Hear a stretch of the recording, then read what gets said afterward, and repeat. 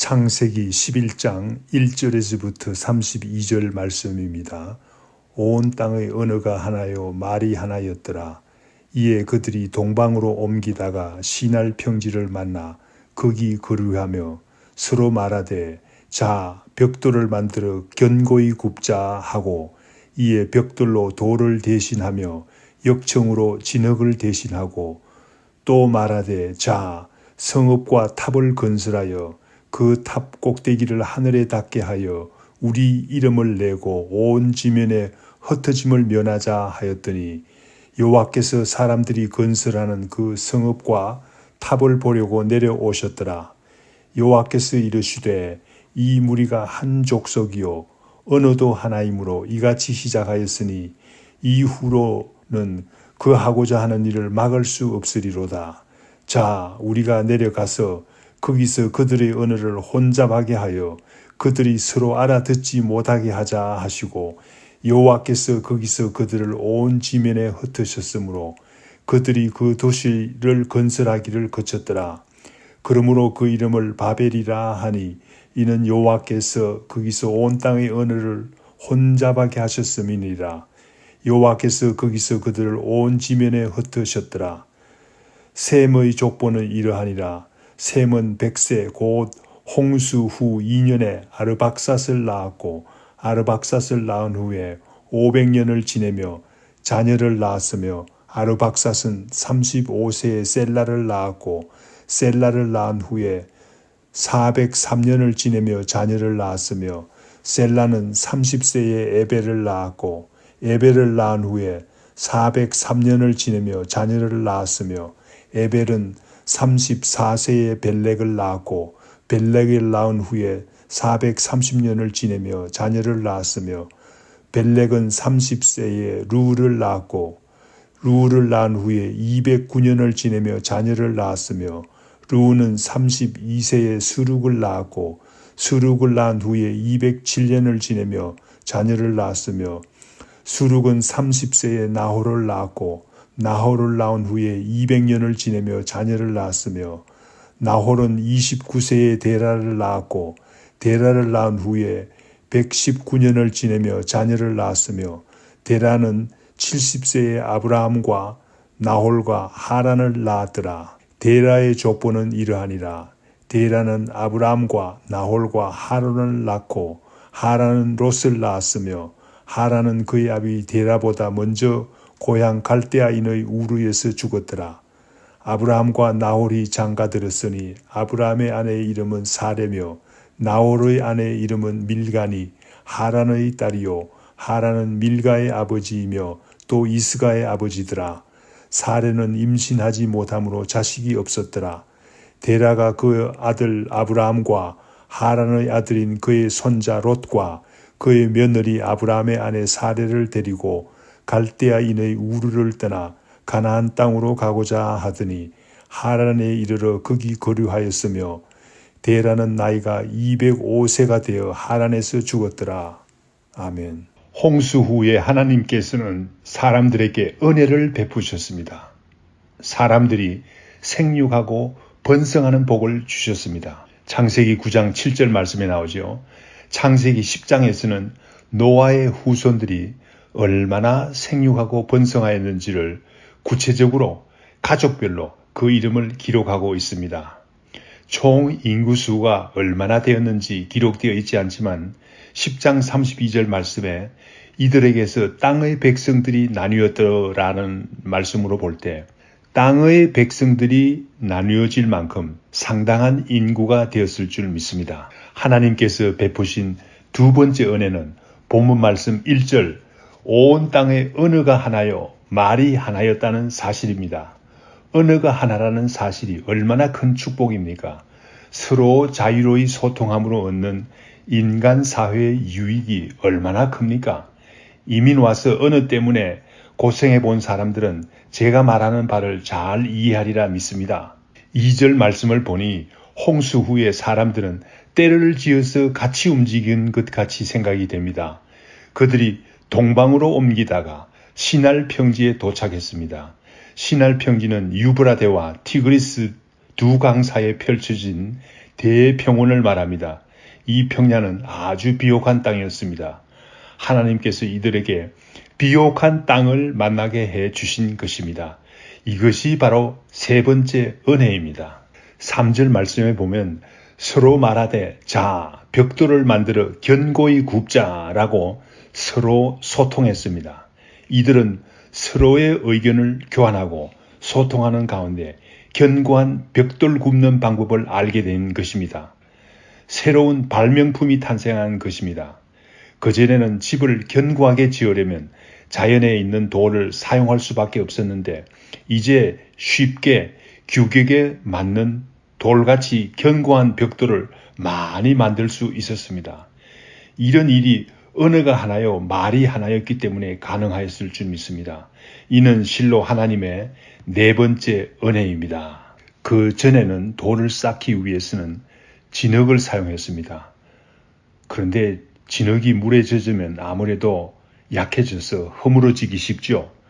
그런데 이들은 놀랍게 역청을 발견했습니다. 역청은 방수 효과가 있는 집을 짓기에는 안성맞춤입니다. 역청은 자연에서 발견되는 아스팔트와 같은 것입니다. 중동 지방에서는 석유만 나는 것이 아니라 역청도 자연적으로 발견됩니다. 창세기 14장 10절 말씀에 보면 사해 근방에 있는 시딤 골짜기에는 역청 구덩이가 많았다고 합니다.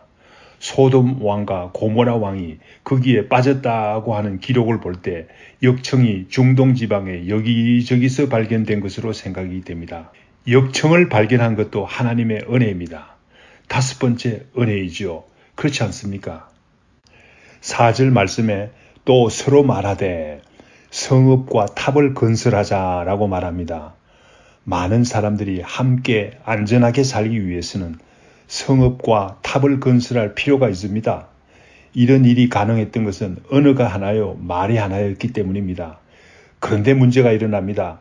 4절 하반절에 그 탑 꼭대기를 하늘에 닿게 하여 우리 이름을 내고 온 지면에 흩어짐을 면하자라고 합니다. 하늘에 닿게 하자는 의미는 하나님을 의지하자는 마음이 아닙니다. 하나님께 감사하고자 하는 마음도 아닙니다. 하나님께 예배하고자 하는 마음도 아닙니다. 하나님께 도전하고자 하는 마음에서 나온 것인 줄 믿습니다. 또한 모든 것을 베풀어 주신 하나님의 이름을 내는 것이 아니라 우리의 이름을 내고자 합니다. 하나님의 은혜로 모든 것을 얻었지 않았습니까? 그런데 우리의 이름을 내고자 한다니요. 말이나 됩니까? 이는 교만한 마음에서 나온 것인 줄 믿습니다. 흩어짐을 면하고자 하는 마음은 미래의 일을 스스로 결정하고자 하는 하나님 없이도 살고자 하는 인간 중심의 생각인 것을 알 수 있습니다. 5절에서 8절 말씀에는 이러한 인간들의 악한 모의에 대한 하나님께서 징계를 내리시는 모습이 나타납니다. 5절에 하나님께서 사람들이 건설하는 성읍과 탑을 보려고 내려오셨다고 합니다. 친히 사람들이 어리석은 모습을 보시려고 내려오신 것입니다. 하나님께서는 이와 같이 사람들의 삶에 직접 관계하는 분이신 줄 믿습니다. 세상의 다른 신들은 그렇지 않습니다. 직접 관계함으로 사람들의 삶에 직접 관계함으로 구체적인 해결 방안을 제시하는 것입니다.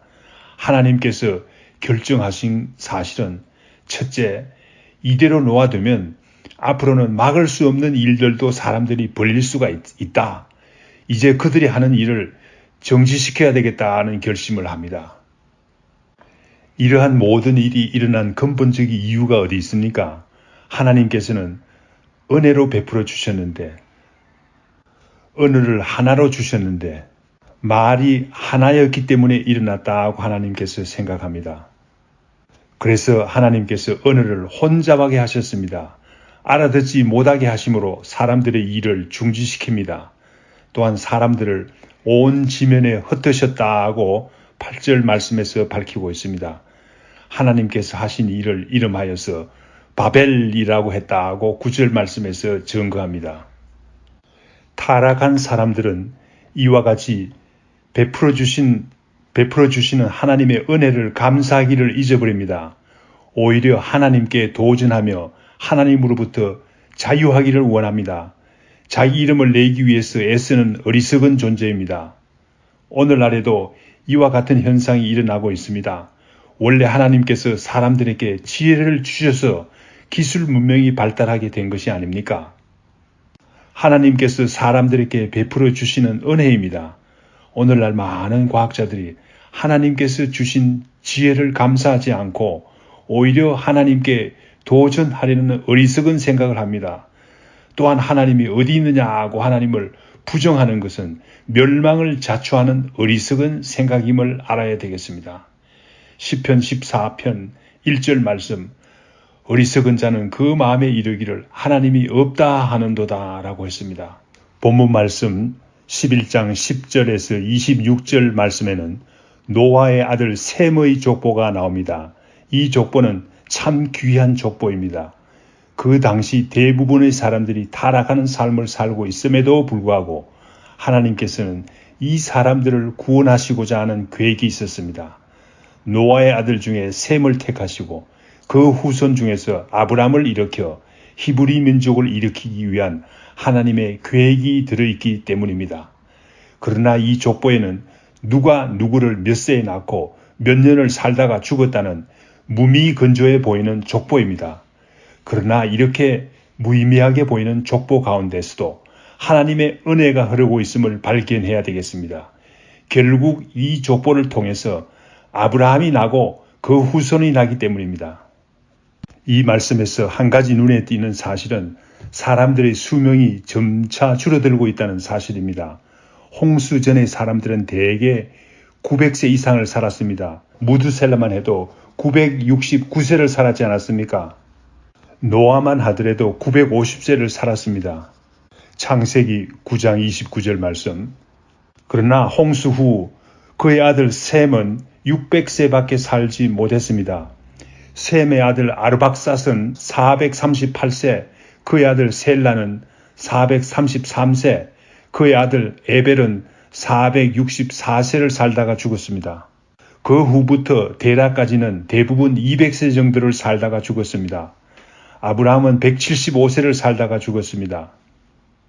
모세는 120세에 죽었습니다. 이와 같이 인간의 수명이 점차 줄어드는 것을 알 수 있습니다.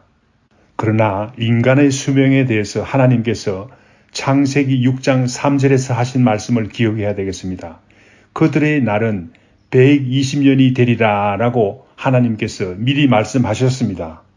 그 후 인간의 수명은 점차 줄어들어 대개 120년 수명인 것이 사실입니다. 어떤 이들은 과학의 발달로 인해서 인간이 터무니없이 오래 살 수 있다고 주장하는 사람들도 있습니다. 그러나 성경 말씀에는 분명히 120년이라고 말합니다. 홍수 이전의 사람들이 오래 살 수 있었던 이유에 대해서는 여러 가지 추측을 할 수 있지만 아마도 지구를 둘러싼 두꺼운 수증기층 때문에 그렇지 않나 생각합니다. 두꺼운 수증기층이 지구를 둘러싸고 있어서 인간이 살기에 적당한 환경이 조성되었기 때문이 아니겠습니까? 그런데 노아의 홍수 때 하늘의 문이 열려 40주야를 비가 땅에 쏟아졌기 때문에 수증기층이 사라졌기 때문에 환경이 나빠진 것이 아닐까 생각합니다. 창세기 7장 11절 12절 말씀이죠. 이러한 사실로 미루어 볼 때 에덴 동산은 정말로 아름답고 건강에도 좋은 정말 좋은 곳이었다고 생각합니다. 에덴 동산이 그리워지지 않습니까? 본문 말씀 27절에서 32절 말씀에는 아브라함의 아버지 데라의 가정과 가족사에 대해서 소상하게 밝히고 있습니다. 데라의 아들들은 하란, 나홀, 아브라함 셋입니다. 그중 하란은 결혼해서 세 자녀를 낳았는데 아들인 롯을 낳고 딸들인 밀가와 이스가를 낳았습니다. 그런데 하란은 불행하게도 아버지보다 먼저 죽습니다. 데라의 아들 나홀은 진려가 되는 하란의 딸 밀가와 결혼합니다. 한편 아브라함은 사레와 결혼을 합니다. 사레는 누구입니까? 창세기 20장 12절 말씀에 보면 또 그는 정말로 나의 이복 누이로서 내 아내가 되었음이니라 라고 합니다. 그러므로 사레는 아브라함의 누이입니다. 이복 누이입니다. 이 말씀에 비추어 볼 때 아버지 데라가 다른 여자를 취하여 낳은 딸이 사레라는 사실을 알 수 있습니다. 그러나 사레라는 이름이 하란의 딸 이스가의 별명일 수도 있다는 사실을 전혀 배제할 수는 없죠. 또한 사레는 임신하지 못했다는 사실도 아울러 밝히고 있습니다. 이와 같이 자세한 가족사 가운데서 데라의 가족에서는 건친 혼인이 하나의 풍속이었음을 알 수 있습니다. 그러나 하나님께서 건친 혼인을 반대하지 않으셨습니다. 모세 율법이 나오기 전까지는 말이죠. 모세 율법에서는 건친 혼인을 금하고 있습니다. 31절 말씀에 보면 데라의 가족들은 원래 갈대아 우르 지방에 살고 있었습니다. 그런데 가나안 땅으로 가기 위해서 가족들을 데리고 출발했습니다. 그 당시 가나안 땅으로 가기 위해서는 두 가지 길이 있었습니다. 하나는 사막을 가로질러 바로 가는 길과 또 하나는 유브라데 강을 따라서 돌아가는 길이었습니다. 데라의 가족들은 안전한 길을 택하여 갔습니다. 유브라데 강을 따라서 돌아가기로 했습니다. 그런데 데라의 가족들은 가다가 하란에서 머물러 살게 되었습니다. 아버지 데라가 205세에 하란에서 죽기까지 거기에 살게 되었습니다. 데라의 가족들이 갈대아 우르를 떠나서 가나안 땅으로 가게 된 동기를 사도행전 7장 2절에서 4절 말씀에서 자세히 밝히고 있습니다. 갈대아 우르 지방에 있을 때 하나님께서 아브라함에게 나타나셨습니다. 내 고향 친척을 떠나 내가 내게 보일 땅으로 가라 라고 명령하셨다고 합니다. 그러나 아브라함은 아버지 데라가 살아있을 동안에는 가족들을 데리고 마음대로 떠날 수 없었을 것입니다. 아버지 데라가 족장이었기 때문에 그렇죠. 아브라함은 하란에 거류하고 있다가 아버지 데라가 죽자 모든 가족들을 데리고 가나안 땅으로 왔다고 밝히고 있습니다. 이 위대한 신앙의 여행, 모험적이기도 한 가나안으로의 여행의 주체를 성경 말씀은 아브라함이라고 증거합니다. 아브라함의 위대한 점을 깨닫게 됩니다. 다 같이 기도하겠습니다. 감사합니다. 하나님께서는 물로 심판하신 분이십니다. 그러나 은혜로 노아의 가족들을 구원하셨습니다.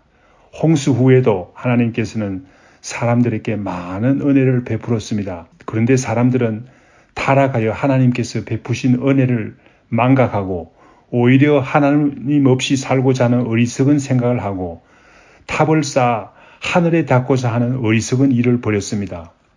그러나 하나님께서는 이러한 타락된 인간들 가운데서도 소망을 주시고자 셈의 가족을 일으키시고 데라의 가족들을 일으키시고 아브라함을 일으키신 귀한 하나님의 은혜를 감사드립니다. 이 모든 말씀 예수님 이름으로 기도드립니다. 아멘.